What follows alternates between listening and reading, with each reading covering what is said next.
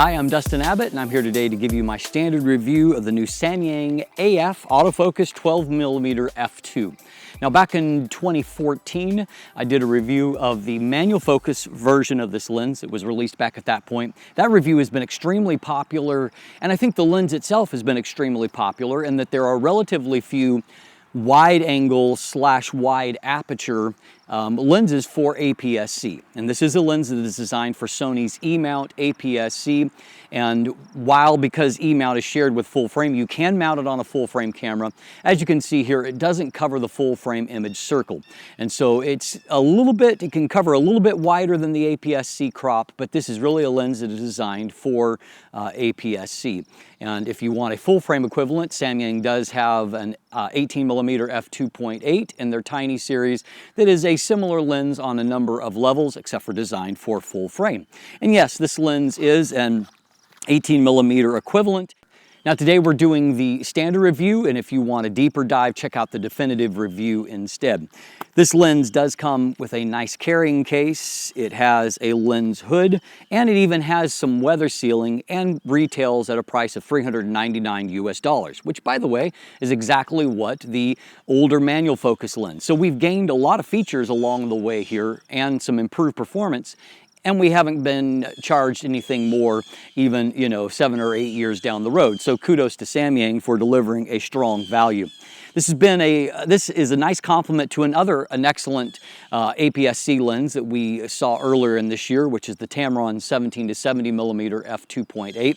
It's great to see APS-C getting a little bit of love, as it is perennially overlooked, and it seems like a lot of the development energy does go into, the full frame end of the spectrum. This lens, as noted, it does have some weather sealing, a gasket at the lens mount, and it seems like there is some internal seal as well.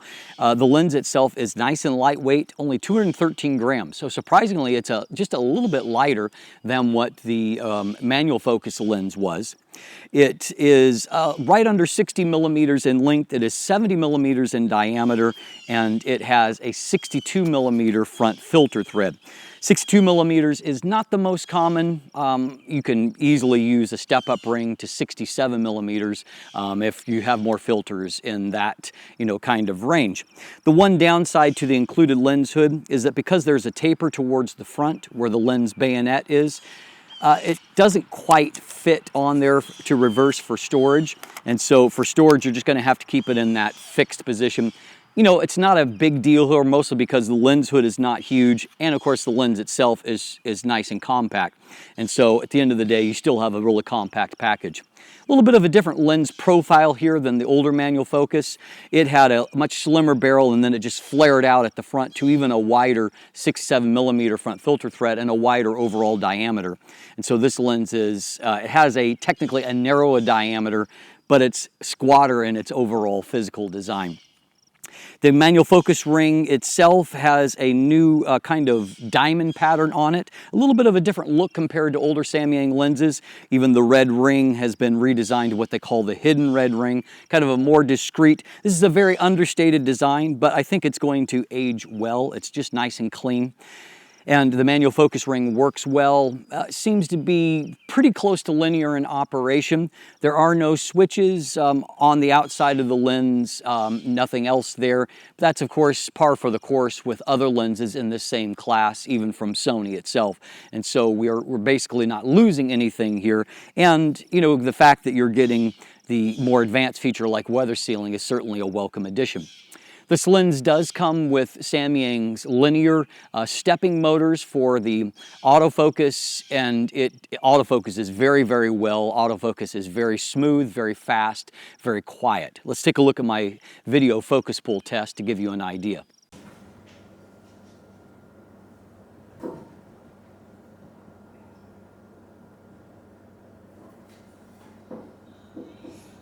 So you can see they're very confident and smooth and no sound basically in autofocus. I didn't hear it autofocusing ever at any point. So great for that. And the fact that it does a good job of like tracking and making smooth focus pulls, as you can see in this test, it tracking along with me even as I move in and out relative to the camera. And the fact that it's staying there does make it an interesting option for vlogging, where it has a great kind of focal length for that, but also it does such a reliable job of tracking your face that you don't have to really think about autofocus, and could be a welcome addition to someone for that application as well.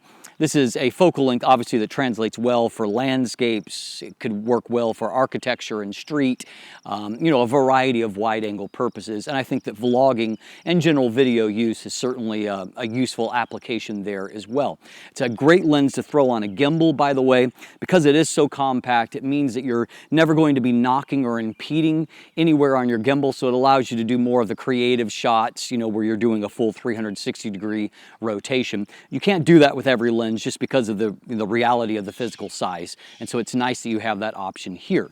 So let's talk about the actual image quality. In many ways, this is the same optical formula that we saw back in 2013. And while it's been a very strong one, the competition has gotten a bit better, and so I'm a little less wowed than what I was then, not because the lens doesn't perform well, because it does, but just because the competition has gotten better.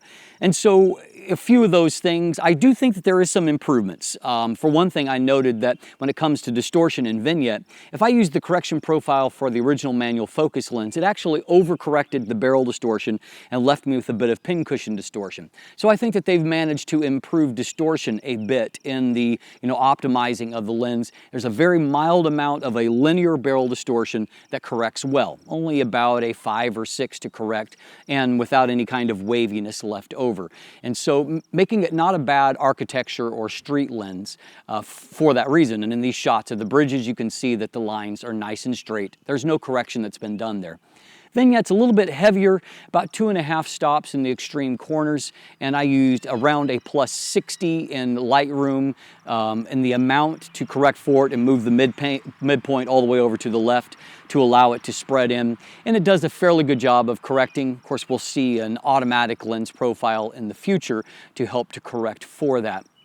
Likewise, I found that longitudinal chromatic aberrations were mostly fairly well controlled. You will see a bit of green fringing in a few shots, and more in the kind of like bokeh circles, as you can see here. The original lens struggled quite a bit with lateral chromatic aberrations. They were fairly strongly pronounced, and those are typically around the edge, and they show up basically regardless of aperture. I actually found it to be less so here, so maybe the coatings or something is improved to allow them to control that a little bit better. But the good news is that I saw it very minimally in real-world shots. There is some there, but I think that it's unlikely to be a major issue for anyone.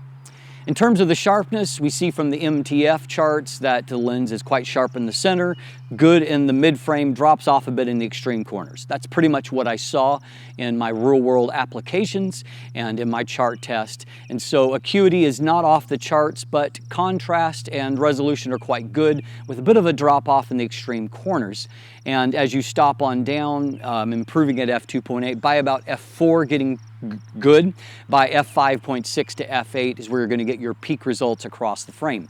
Now the good news that I saw is that on the kind of the, let's say, a horizon line, so all across out to the edges of the frame, not the extreme corners, but going out to the edges, it performed quite well there, which in many ways is more applicable for landscape applications than what extreme corners tend to be.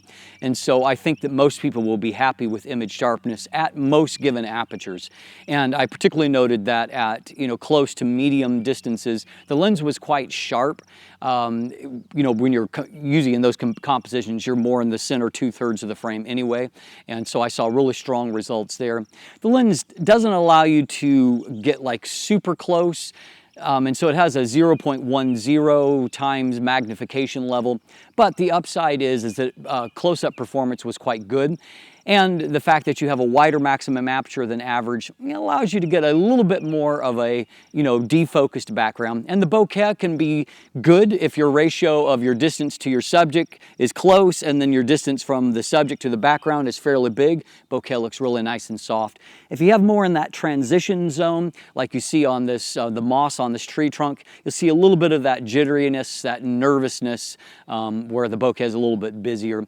But overall, I would call it fairly good.